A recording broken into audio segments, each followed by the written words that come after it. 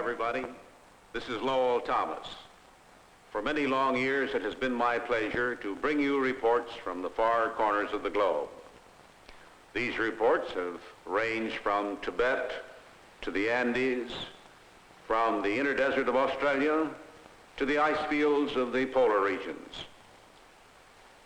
Of course, it's a good idea to stay at home once in a while.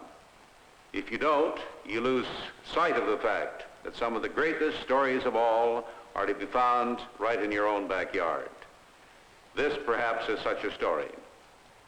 For centuries, as we all know, men have been concerned with the building of roads. The Great Wall of China is one. It not only served as a vast protective barrier, but men actually traveled on top of the Great Wall of China and still do. And then, of course, there were those magnificent roads built by the Romans. Some of them are still in existence.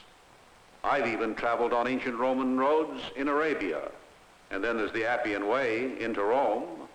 I've been over that several times in the last year or two. It's still in operation. Perhaps one of the greatest road builders of all was that fellow Adolf Hitler.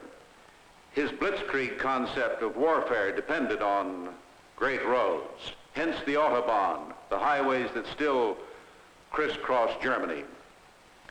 All of these were roads of conquest. They were built for death and destruction to a considerable extent. Today, we here in America are at work on road building, a program which will dwarf any of the efforts of mankind in years gone by. Conceived not for war, not for conquest, but designed for the peaceful enjoyment of all of us. But will they perhaps be the bloodiest roads of all? That depends. It depends on you and on me. Unless the motoring public learns to use them properly, for freeway driving, well, it's different from other driving. We've got to learn how to get on them, then how to drive on them, and how to drive off them. Use them safely, and then we can enjoy them to the fullest. Listen, if you will, to this traffic engineer. Thank you, Mr. Thomas. Yes, freeway driving is different, but it can be a wonderful experience. And it's an experience more and more of us will be enjoying. This map shows existing roads and those being built. As you can see, there are a lot of them. Now, these new roads, call them what you will, superhighways, expressways, freeways, simply mean roads having free access.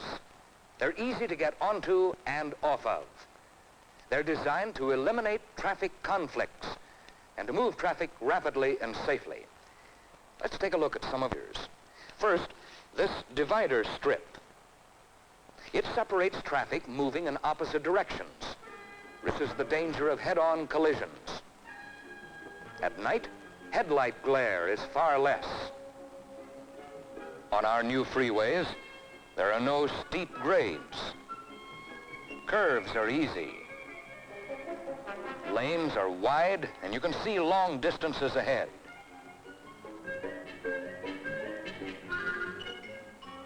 There are broad paved shoulders. There are no crossroads, no stop signs or traffic lights. Before we discuss how to drive on a freeway, we must first become familiar with how to get on them correctly. Now, here's the way it works.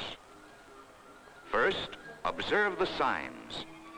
Then select the right entrance for your destination. This is important, for once you're on the freeway, you may not be able to go in the opposite direction for many miles. The entrance ramp leads directly to the acceleration lane. Here you increase your speed to about that of traffic already traveling on the freeway. As you build up speed, watch for a good, safe gap in the freeway traffic into which you can merge. This merging involves give and take between the entering driver and those already traveling on the freeway. But it's the responsibility of the entering driver to fit his car into the existing traffic stream without conflict. Now, once you're on the freeway, why is it any different than driving on any other good road? Well, for one thing, you must adjust to faster speeds. At high speeds, inattention for even a second can lead to trouble. Coming upon a barricade or road repair equipment unexpectedly when traveling at high speeds can be fatal. At any rate, it calls for fast thinking.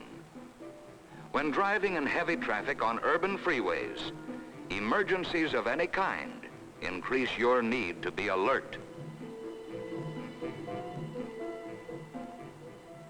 Of course, like on any road, you must adjust your speed to driving conditions.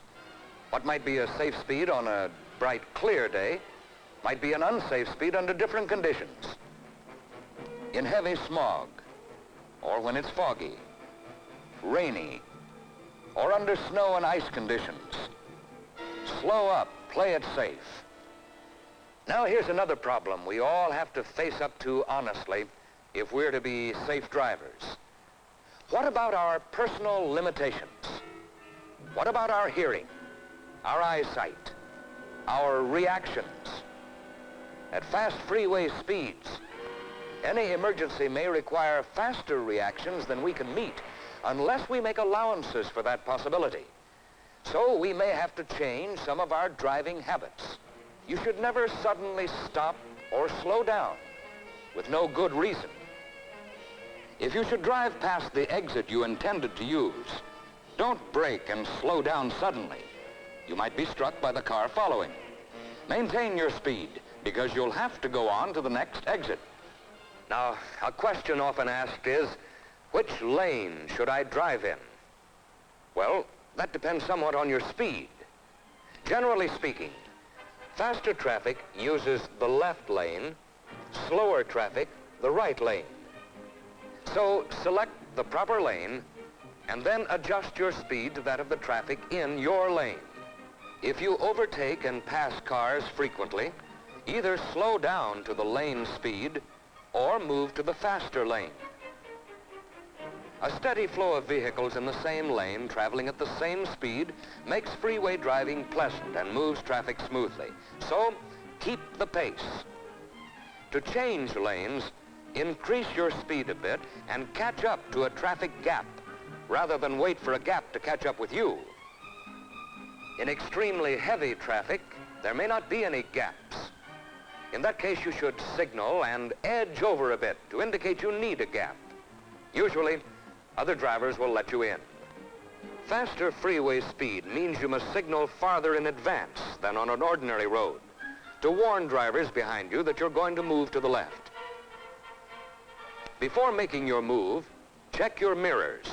Check your blind spot. When you're sure there's a long enough gap, start well back of the car ahead and move to the left lane in a smooth, easy sweep.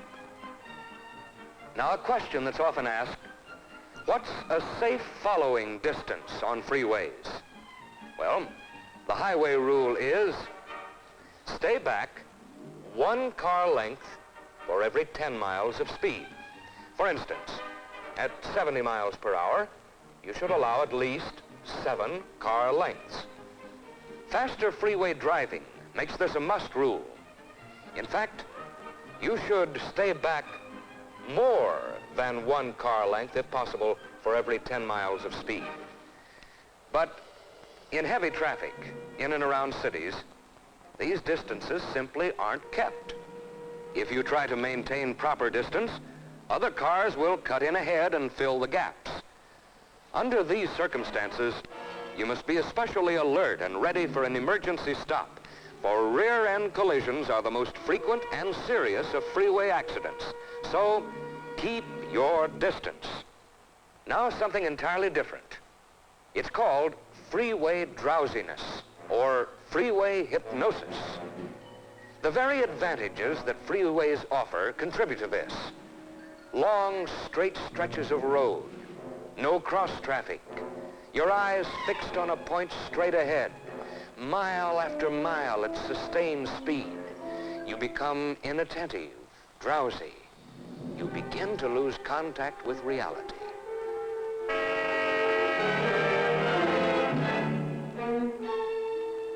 At the very first sign of drowsiness, get more air into the car. Then get off the freeway as soon as you can. If there's a rest area, pull in and park. Walk around or take a nap. The important thing is never ignore drowsiness or lapses of attention, because the harder you try to stay awake, the sleepier you're apt to become. So don't fight it. Stop at once and take a break. Now, another thing we need to know. That's how to meet freeway emergencies. No matter what the emergency, engine trouble, out of gas, illness, whatever it is, never stop on the freeway. Always get off the road onto the shoulder as far as possible. If you need help, raise the hood. Tie something white to the radio antenna or the left front door handle. Wait for assistance. Never attempt to walk or hitch a ride. Freeways are no place for pedestrians. Of course, the smart thing is to prevent emergencies. Your car should be in good condition. Always have good tires and keep them properly inflated.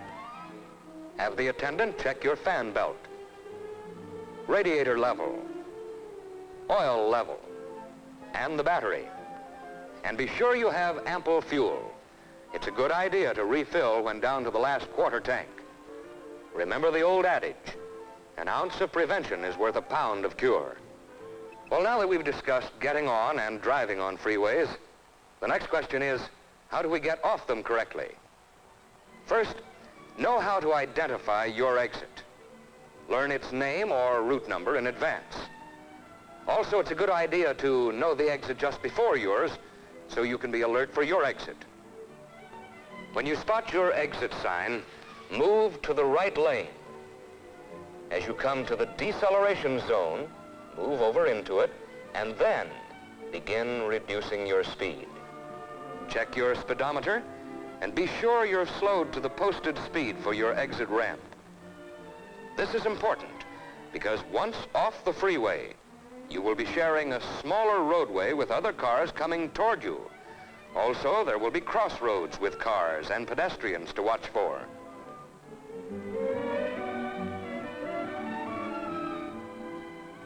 Yes, freeway driving is different. And it's something all of us, even the most experienced drivers, must learn. Enjoy the one-way traffic, the special purpose lanes, the easy grades and curves, the controlled access roads. Build up speed on the acceleration lane. Check traffic, spot a gap, merge at or near freeway speed. Be alert. Stay in your lane.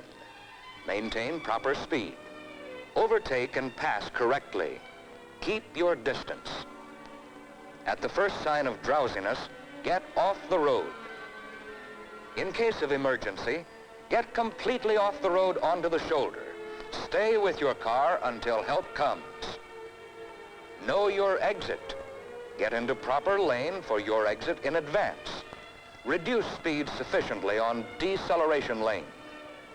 Our fine new freeways have been designed to provide a more convenient, safer journey for all of us. Getting the most out of our freeways in convenience, in pleasure, and safety, that depends on you and on me.